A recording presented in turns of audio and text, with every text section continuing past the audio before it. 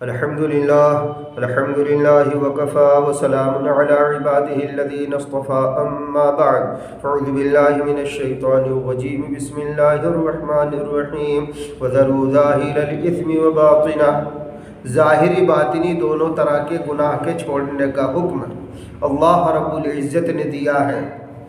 دعا فرمائیے اللہ پاک ہم سب کو ہر حرام سے گھن عطا فرما دے اور ہر نیکی کرنے کی توفیق عطا فرمائے۔ گناہ کرنے سے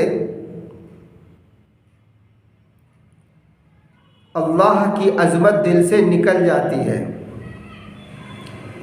گناہ کرنے سے آدمی بے حیا ہو جاتا ہے۔ گناہ کرنے سے طرح طرح کی خرابیاں زمین میں پیدا ہوتی ہیں، مثلا پانی، ہوا، غلہ، پھل وغیرہ ناقص ہو جاتے ہیں۔ گناہ کرنے سے شیاطین اس پر مسلط ہو جاتے ہیں۔ گناہ کرنے سے قلب کا اطمینان چلا جاتا ہے۔ ہر گناہ دشمنان خدا میں سے کسی نہ کسی کی میراث ہے، تو گویا یہ شخص یعنی عاصی گنہگار ان ملعون قوموں کا وارث بن جاتا ہے۔ کوئی بھی گناہ ہو، کوئی بھی حرام ہو، ہر حرام کسی نہ کسی اللہ کے غدار نے کیا ہے۔ اگر ہم آپ بھی وہ گناہ وہ حرام کر رہے ہیں تو سمجھ جائیں اسی غدار کے ساتھ ہیں، اور غدار کا ساتھ دینا بھی غداری ہے اور اسی جیسی سزا ملتی ہے۔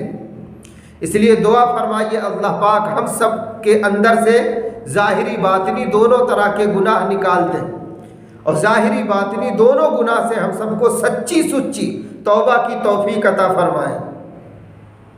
اب سنیے، اس میں سے ایک گناہ یہ ہے ہٹے کٹے کو بھیک مانگنا۔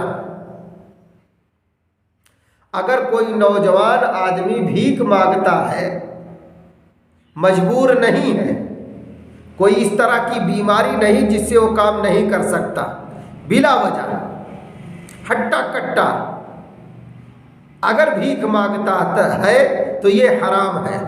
اب جیسا کہ قرآن نے کہا وَأَمَّا السَّائِلَ فَلَا تَنْهَرْ، کسی سائل کو نہ جھڑکو، نہ بھگاؤ، یہ الگ مسئلہ ہے۔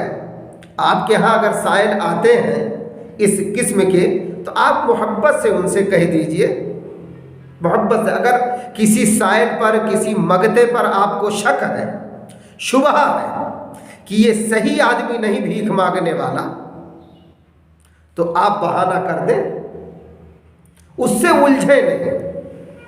ممکن ہے وہ سچا آدمی ہو،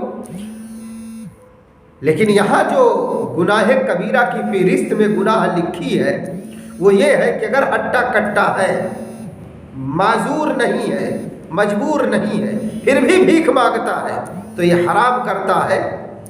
اس حرام کی پاداش میں یہ جہنم میں ڈالا جائے گا اگر توبہ نہیں کرتا۔ داڑھی مڈوانا یا ایک مشت سے کم پر کتروانا۔ داڑھی مڈانا استرا سے بالکل چھیل دینا، یا اگر رکھے ہیں تو بہت چھوٹی چھوٹی رکھے ہیں، یہ حرام ہے۔ داڑھی ایک مشت کی ہونی چاہیے، اگر ایک مشت سے کم ہے تو وہ صحیح داڑھی نہیں ہے، یہ حرام ہے اور یہ واجب ہے۔ داڑھی کا چھیلنا اور کتروانا ایک مشت سے کم پر ایسا گناہ ہے جو بندے کے نامہ اعمال میں ہر سیکنڈ، ہر لمحہ لکھا جاتا ہے۔ علماء کرام نے یہاں تک لکھا ہے کہ اگر کوئی داڑھی منڈا ہے اور خانہ کعبہ کے اندر ہے، غلاف کعبہ پکڑا ہے، دعا مانگ رہا ہے، جبکہ یہ بہت اونچی عبادت ہے، ایسی اونچی عبادت میں لگے ہوئے پر بھی جو داڑھی منڈا ہے، داڑھی چھلا رہا ہے، اس کے نامہ اعمال میں پھر بھی حرام لکھا جاتا ہے داڑھی چھلانے کا۔ یہ بہت اہم سنت ہے، تبھی تو ایک اللہ والے کہتے ہیں تیرے محبوب کی یا رب شباہت لے کے آیا ہوں، تیرے محبوب کی یا رب شباہت لے کے آیا ہوں، حقیقت اس کو تو کر دے، حقیقت اس کو تو کر دے، میں صورت لے کے آیا ہوں۔ ہے اللہ، میں نے تیرے محبوب کی صورت بنا لی ہے، شکل و شباہت بنا لی ہے، ظاہری حیت اپنا لی ہے، اب تو حقیقت والی اپنے نبی کی اس شکل پر سیرت بھی عطا فرما دے۔ تو اللہ پاک ایسے پر رحم فرما دیتے ہیں۔ اب سنیے، حکیم الامت ایک رسالہ ہے، سہمائی نکلتا ہے تھانہ بھون سے، خانقاہ کے اندر سے، مدرسہ امدادیہ کے اندر سے۔ اب سنیے، اس میں حضرت تھانوی رحمۃ اللہ علیہ کا ایک ملفوظ نقل کیا ہے اس پر، اور بہت خوبصورت ملفوظ ہے، سن لیجئے۔ آپ فرماتے ہیں، حضرت مولانا اشرف علی تھانوی نور اللہ مرقدہ فرماتے ہیں، حضور صلی اللہ علیہ وسلم کی اتباع میں خاص برکت کا راز یہ ہے، یعنی جو اللہ نے آپ صلی اللہ علیہ وسلم کی سنت میں، آپ کے طریقہ میں، آپ کی اتباع میں جو برکت رکھی ہے اس کا راز بیان کر رہے ہیں کہ ایک راز یہ بھی ہے، کیا ہے؟ جو شخص، غور سے سنیے گا اس پر، جو شخص آپ صلی اللہ علیہ وسلم کی حیت بناتا ہے، یعنی صورت شکل بناتا ہے، اس پر خدا تعالیٰ کو محبت اور پیار آتا ہے۔ سبحان اللہ، پیار کیوں آتا ہے؟ حضرت وہ بھی بیان فرماتے ہیں، یوں ہی حکیم الامت نہیں کہا جاتا ہے، ہمارے تمہارے مرض کو یہ اچھی طرح پکڑتے تھے، پھر علاج بتاتے تھے۔ دیکھیں وہ علاج کیا بتا رہے ہیں۔ پیار اللہ کو کیوں آتا ہے؟ اس لیے کہ آپ صلی اللہ علیہ وسلم کی شکل شباہت ہم بنائے ہیں، اور وہی آگے یہ حضرت بیان فرما رہے ہیں کہ پیار اس لیے آتا ہے کہ یہ میرے محبوب کا ہم شکل ہے۔ اللہ پاک کہتے ہیں یہ میرے محبوب کی شکل اپنایا، اس لیے میرے محبوب جیسا ہم شکل ہو گیا، یعنی ان کی شکل کو اپنی شکل بنا لیا ہے، اس لیے مجھ کو اس بندے پر پیار آ رہا ہے۔ تبھی تو اللہ پاک کہتے ہیں وَإِن تُطِيعُوهُ تَهْتَدُوا، تم میرے نبی کی اطاعت کرو ہدایت پا جاؤ گے۔ بس یہ وصول کا سب سے اقرب طریق ہے، یعنی اگر دین سے ہم خیر خواہی، اچھائی، نیکی وصول کر رہے ہیں تو کہہ رہے سب سے اقرب، سب سے قریب طریقہ یہی ہے کہ آپ صلی اللہ علیہ وسلم کی اتباع کی جائے، اللہ پاک کی رضا نصیب ہو جائے گی انشاءاللہ۔ تو جو حضرات داڑھی مڈاتے ہیں یا ایک مشت سے کم ہی پر کترواتے ہیں، سچی توبہ کر لے، یہ حرام ہے، اور یہ ایسا حرام ہے کہ ہر سیکنڈ، ہر لمحہ ہمارے آپ کے نامہ اعمال میں لکھا جاتا ہے۔ اللہ پاک ہم سب کو، پوری امت کو اس مجرمانہ حرکات و سکنات سے سچی توبہ کرنے کی توفیق عطا فرمائے۔ اور آگے سن لیجئے، کافروں اور فاسقوں کا لباس پہننا، کافروں اور فاسقوں کا لباس پہننا۔ بعض حضرات پوچھنے آتے ہیں کہ حضرت کیا پینٹ شرٹ، ٹی شرٹ وغیرہ کیا حرام ہے؟ کیا کہیں لکھا ہے؟ تو اے بھائی غور سے سنو، کیا پینٹ شرٹ، ٹی شرٹ یا وغیرہ وغیرہ شرٹ جو لگاتے ہو، کیا اس سے پہلے یہ لباس تھا؟ میں جہاں تک سمجھتا ہوں اگر آپ عقل رکھتے ہیں، عقل، اور وہ بھی عقل سلیم، تو آپ سوچ سکتے ہیں کہ آپ صلی اللہ علیہ وسلم کا جو لباس تھا، جو چہرہ مہرہ تھا، جو آپ کا رنگ ڈھنگ تھا، صحابہ کرام ہو بہو اسی رنگ ڈھنگ میں اپنے آپ کو ڈھالے ہوئے تھے۔ پھر صحابہ کرام کے جو دیوانے اور عاشق ہوئے یعنی تابعین، انہی کے رنگ ڈھنگ میں ڈھلے، پھر تبع تابعین، پھر ائمہ حضرات، پھر مشائخ علماء کرام، یہ متواتر سلسلہ تواتر یہ جب آ رہا ہے تو پھر ایک نیکوکاروں کا لباس ہے، ایک نیکوکاروں کی حیت ہے، ایک ان کی شکل و شباہت ہے جو شریعت کے اعتبار سے ہے۔ اب ایسے لوگوں کا لباس، کلچر، اخلاق، اطوار، شکل صورت، لباس ایسوں کا نہ اپنا کے اگر دنیا داروں کا اپنایا جائے گا تو آپ خود فیصلہ کر لیں کیا انجام ہوگا۔ اور آپ کو خود شک ہے، آپ خود سوچئے، میں ہر پینٹ شرٹ والوں سے ایک سوال کرتا ہوں، ہر پینٹ شرٹ والوں سے، کہ آپ پینٹ شرٹ جب پہنتے ہیں اس وقت محسوس کریں اور کرتا پائجامہ پہن کر اس وقت محسوس کریں اپنے دل کی کیفیت، کیا دونوں میں فرق آتا ہے؟ آپ خود فیصلہ کر لیں، فتویٰ لے لیں، آپ یہاں کسی کے کہنے کو ضرورت نہیں ہے۔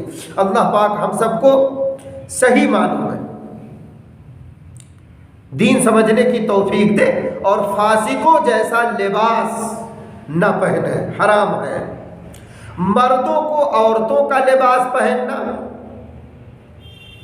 مردوں شہروں میں جیسے آج کل چلتا ہے ٹی شرٹ شرٹ، ان کی پہن کے بیوی چلی جاتی ہے آفس، اور ان کی عجیب حالت ہے، عجیب حالت ہے، منع کیا گیا، حرام ہے۔ مردوں کو عورتوں کا لباس پہننا، عورتوں کو مردوں کا لباس پہننا،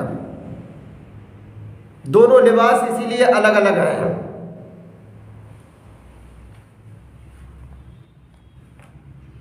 کوئی بھی بدکاری ہو، کوئی بھی برائی ہو، ہر برائی حرام ہے۔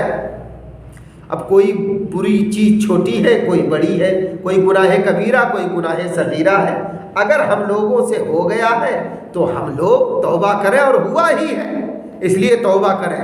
یہ روحانی مہلک بیماریوں کا جو بیان ہو رہا ہے، اس سے آپ قطعاً نہ یہ بات نکالیں، نتیجہ نکالیں کہ میں پارسا ہوں، مجھ سے گناہ نہیں ہوا ہے، بار بار توبہ کرتا ہوں، اور اللہ مزید توبہ کی توفیق عطا فرمائے اور سچی سچی توبہ کی توفیق عطا فرمائے۔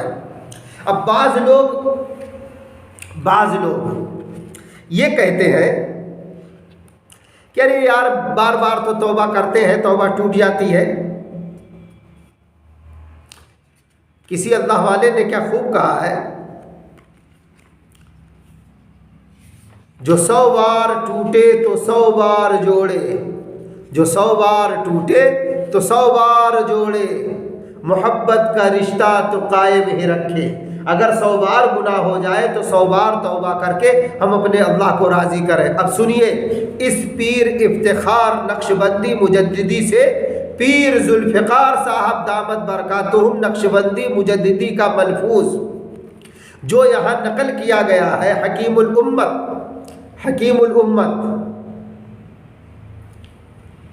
کے رسالہ میں، اور بتایا ہوں یہ 2011 کا رسالہ ہے، سنیے اس میں پیر صاحب اسی پر فرماتے ہیں۔ بعض لوگ یہ کہتے ہیں یار توبہ کرتے ہیں توبہ ٹوٹ جاتی ہے بار بار، اس پر انہوں نے کہا کیا، ارشاد فرمایا، کون؟ پیر ذوالفقار صاحب نقشبندی مجددی دامت برکاتہم نے، انسان کبھی کبھی سوچتا ہے کہ اگر میں توبہ کروں تو کیا فائدہ، کیونکہ پھر گناہ کر بیٹھوں گا، میں توبہ پر جم نہیں سکتا۔ اس کی مثال ایسی ہے جیسے کوئی کہے اگر میں نہاؤں گا پھر بھی پسینہ تو آئے گا، لہٰذا نہانے سے کیا فائدہ؟ تو ہر بندہ اس سوچ رکھنے والے کو کہے گا کہ بیوقوف ہے، بیوقوف ہے، کیا ہے؟ نادان ہے، کمعقل ہے۔ ابھی جو پسینہ ہے، بدبو ہے، ابھی تو نہا کے صاف ہو جا، ابھی تو نہا کے صاف ہو جا، اگر پھر بھی پسینہ آ گیا تو پھر نہا لینا۔ اسی طرح اس وقت جو گناہوں کا پسینہ ہمارے قلب و دماغ اور جسم پر آیا ہوا ہے، یعنی گناہ کی جو نحوست ہے، جو ظلمت ہے، جو ہمارا آپ کا قلب داغدار ہے، زخمی ہے، سیاہ ہے، اس کی سیاہی ابھی ہم توبہ کا غسل کر کے اس کو ختم کروا لیں۔ اگر توبہ کے بعد بھی گناہ سرزد ہو گیا تو ہم پھر توبہ کر لیں گے، بار بار توبہ کرتے رہیں۔ پھر ارشاد فرمایا متقی پرہیزگار اور محبوب کی اتباع کرنے والوں کے جسم کے اندر خوشبو ہوتی ہے، لہٰذا ان کو جب قبر میں ڈالا جاتا ہے تو قبر کی مٹی سے بھی خوشبو آنے لگتی ہے۔ یہ کوئی حیران کن بات نہیں۔ بہت سے لوگ کہتے ہیں کہ امام بخاری رحمۃ اللہ علیہ کی قبر سے گاہے گاہے خوشبو آتی ہے، اور واقعی اس عاجز کو کئی مرتبہ ان کی قبر پر جانے کا موقع ملا۔ کس کو؟ حضرت مولانا پیر ذوالفقار صاحب نقشبندی مجددی دامت برکاتہم کو۔ تو فرماتے ہیں کہ کئی مرتبہ حضرت امام بخاری کی قبر شریف پر جانے کا موقع ملا، بالخصوص تہجد کے وقت میں اس قدر خوشبو آتی تھی کہ بتا نہیں سکتے۔ میں نے کئی مرتبہ مقامی امام صاحب سے پوچھا، یعنی وہاں کے علماء سے، ائمہ سے، حضرت نے دریافت کیا تو امام صاحب مجھے بتائیں خوشبو چھڑکتے ہیں کیا؟ حضرت نے پوچھا امام صاحب کیا حضرت کے قبر مبارک پر، قبر شریف پر کیا خوشبو چھڑکی جاتی ہے جو اس قدر خوشبو آتی ہے؟ تو امام صاحب نے کہا مجھے بتائیں خوشبو چھڑکتے ہیں کیا؟ امام صاحب سے پوچھا حضرت نے، تو انہوں نے کہا واللہ باللہ ثم اللہ، واللہ باللہ ثم اللہ، 3 قسمیں کھائیں، ہرگز نہیں، خدا کی قسم کھا کر کہتا ہوں ایسا بالکل نہیں۔ امام صاحب نے وہاں کہا، جو موجود تھے وہاں، جو وہاں کے ان کی مسجد کے امام تھے، ان سے حضرت نے جب پوچھا تھا تو 3 دفعہ قسم کھا کے فرمائے کہ نہیں نہیں ایسا نہیں ہے۔ دعا فرمائیے اللہ پاک ہم سب کو اپنے یہاں ایسی خوشبوؤں والا بنا لے، اپنی رضا نصیب فرمائے، سچی سچی توبہ کی توفیق عطا فرمائے۔ اگر میرا کوئی جملہ کسی کو تکلیف پہنچاتا ہے تو میں اس سے معافی کا طلبگار ہوں، اور اگر میرا کوئی جملہ دین حق سے ہٹ کر ہے تو میں اپنے رب سے معافی کا طلبگار ہوں۔ اس لیے آپ حضرات سے کہتا ہوں اگر کوئی جملہ ایسا ہے تلخ، مجھے معاف کیجئے گا، لیکن حقیقت یہی ہے کہ ہم لوگ سچی توبہ کر کے اپنے رب کو راضی کر لیں۔ دعا فرمائیے اللہ پاک مجھے بھی، آپ حضرات کو، سب کو سچی سچی توبہ کی توفیق دے۔ وما علینا الا البلاغ۔